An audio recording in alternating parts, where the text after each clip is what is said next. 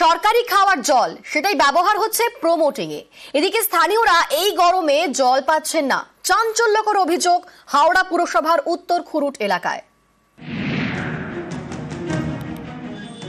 হাওড়া পুরসভার 24 নম্বর word Petra থানা এলাকার উত্তর খুরুট, এখানে বহুতল তৈরির কাজ শুরু হয়েছে। প্রমোটিং এর এই কাজে ব্যবহার করা হচ্ছে পুরসভারই পরিশ্রুত পানীয় জল।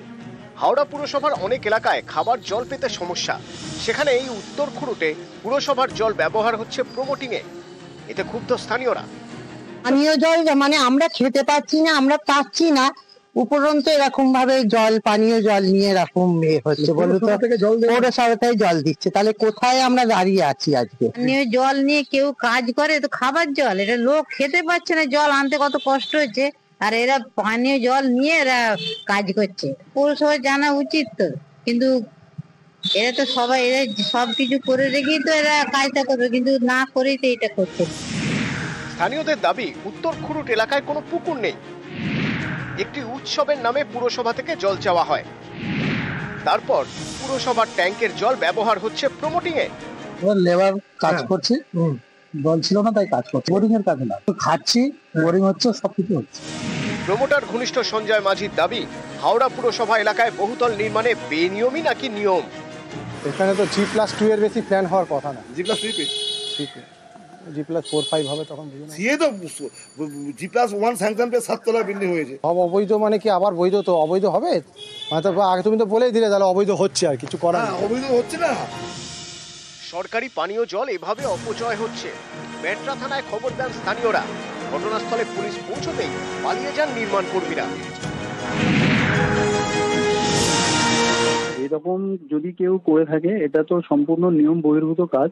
মানে একজন দুজন যেই এর মধ্যে থাকুক না কেন, তাকে আমরা ইমিডিয়েট তার বিরুদ্ধে যা ডিসিপ্লিনারি মানে সব থেকে স্ট্রিক্টেস্ট যে ডিসিপ্লিনারি অ্যাকশন নেওয়া দরকার, আমরা সেটা তার বিরুদ্ধে নেব যদি এরকম কেউ ঘটিয়ে দেয়। 24 নম্বর ওয়ার্ডে এখানে একটি বিল্ডিং হচ্ছে, যেই বিল্ডিং এ ব্যবহার করা হচ্ছে হাওড়া পুরসভার পানীয় জল। তবে এই বিল্ডিং এর বিরুদ্ধে বা বিল্ডিং যে মালিক তার বিরুদ্ধে কি পদক্ষেপ নেয় হাওড়া পুরসভা, তা এখন সময়ের অপেক্ষা। ক্যামেরা রাজু ভুইয়ার সঙ্গে দেবাতি চক্রবর্তী, নিউজ 18 বাংলা, হাওড়া। নৈহাটি ব্রাত্যজনের 10 বছর পূর্তি, একাডেমি অফ ফাইন আর্টসে নাট্যোৎসব। আজ থেকে 6 দিন ধরে চলবে নাটকের উৎসব। বিশিষ্ট নাট্য ব্যক্তিত্বকে সম্মান তুলে দেওয়া হবে।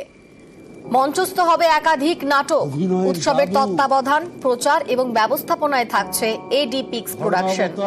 নৈহাটি ব্রাত্যজনের এই উদ্যোগ নাট্যজগৎ এবং সংস্কৃতির ক্ষেত্রে এক গুরুত্বপূর্ণ পদক্ষেপ। উৎসবে উপস্থিত থাকবেন রাজ্যের একাধিক মন্ত্রী থেকে নাট্য ব্যক্তিত্ব। নাট্যোৎসব নিয়ে উচ্ছ্বসিত সাংসদ ও নাট্য ব্যক্তিত্ব পার্থ ভৌমিক। কথা নাটকের পরতে পরতে ফুটে উঠবে জীবনের গল্প।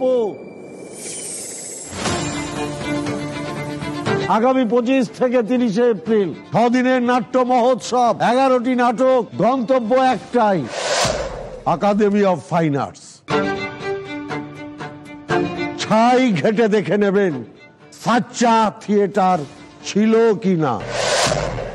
হ্যালো স্যার, আসবেন কিন্তু।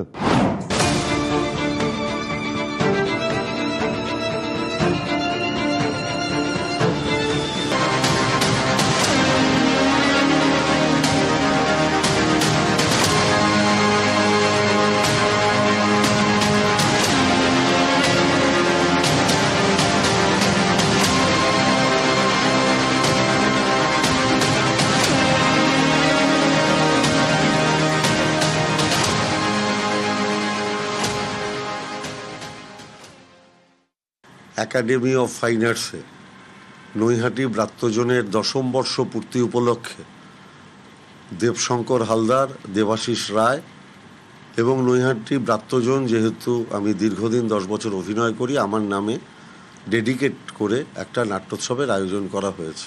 6 দিনে 11টি নাটক। আপনাদের প্রত্যেকের উপস্থিতি একান্তভাবে কাম্য।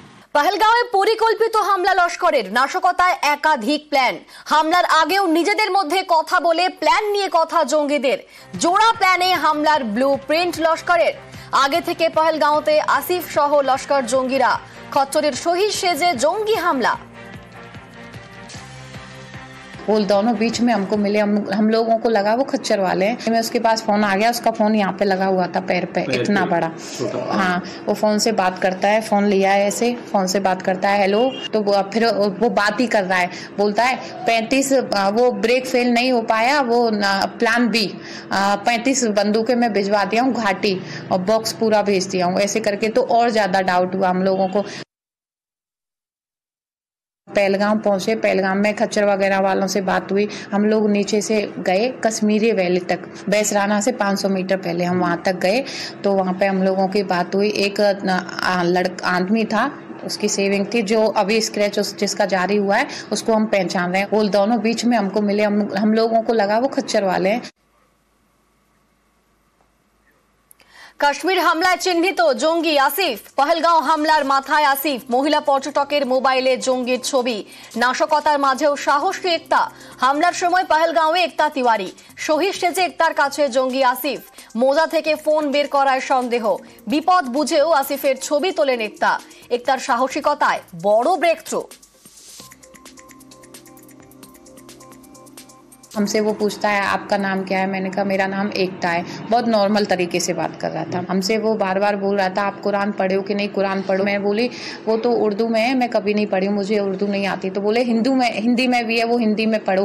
ये फोटो हम लोगों ने लिया है, ये वाला, यही हमसे कुरान की बात कर रहा था और यही मेरे से ये बोला था कि आप कितने लोग हैं आपके साथ, हिंदू हैं कि मुस्लिम हैं। तो मैंने झूठ बोला था कि मेरे साथ जितने भी लोग आए वो मुस्लिम आए, क्योंकि मेरे को इसके इरादे सही नहीं लग रहे थे। तो मैं अपने पति से इशारों से की उसकी फोटो लेने के लिए। জঙ্গি হামলার প্রতিবাদে ধর্মত্যাগ, পহেলগাঁওয়ে হামলার প্রতিবাদে ইসলাম ত্যাগ শিক্ষকের। উত্তর 24 পরগনার বাদুড়িয়ার শিক্ষক সাবির হোসেন ধর্ম জেনে পর্যটকদের হত্যার প্রতিবাদ সাবিরের। ধর্মহীন হয়ে থাকতে চান স্কুল শিক্ষক সাবির। আমি সাবির হোসেন, পেহেলগাঁওয়ে ঘটে যাওয়া বর্বরোচিত জঙ্গি হামলার প্রতিবাদে আজ আমি ইসলাম ধর্ম ত্যাগ করছি এবং আমি মনে করি এরকম বর্বরোচিত ঘটনার প্রতিবাদে সকল মুসলিম সমাজের মানুষের এগিয়ে আসা উচিত। আমি সাবির হোসেন আবারও এই ঘটনার তীব্র প্রতিবাদ জানাই এবং এই ঘটনায় যারা দোষী তাদের চরম শাস্তি কামনা করি আর নিহতদের প্রতি এবং তাদের পরিবারের প্রতি আমার সমবেদনা জানাই। এটা সম্পূর্ণ আমার ব্যক্তিগত সিদ্ধান্ত, কারণ আমি ছোটবেলা থেকে যে পরিবেশে যে আবহাওয়ায় মানুষ হয়েছি, আমি দেখেছি কোথাও যেন একটা বিধর্মীদের প্রতি একটা বিদ্বেষ। আমরা সবসময় বলি জঙ্গিদের কোনো ধর্ম হয় না, তারা কিন্তু সেই ধর্মীয় দৃষ্টিকোণটাকে কিন্তু ব্যবহার করেছে এবং সেখানে তারা ধর্ম জিজ্ঞাসা করে করে মানুষকে হত্যা করেছে। সেই মুম্বাই হামলা থেকে শুরু করে বিভিন্ন জঙ্গি হামলায় সেখানে একটি বিশেষ ধর্মের মানুষ কিন্তু জড়িত এবং আমি সেই ধর্মীয় গোষ্ঠীতে বিলং করি। এটা আমি সত্যি লজ্জিত বোধ করছি নিজেকে।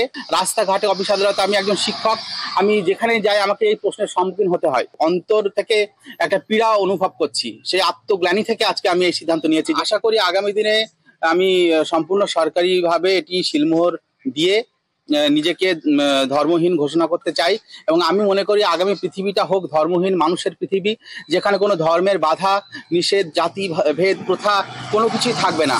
মানুষের পরিচয় হবে শুধুমাত্র মানুষ।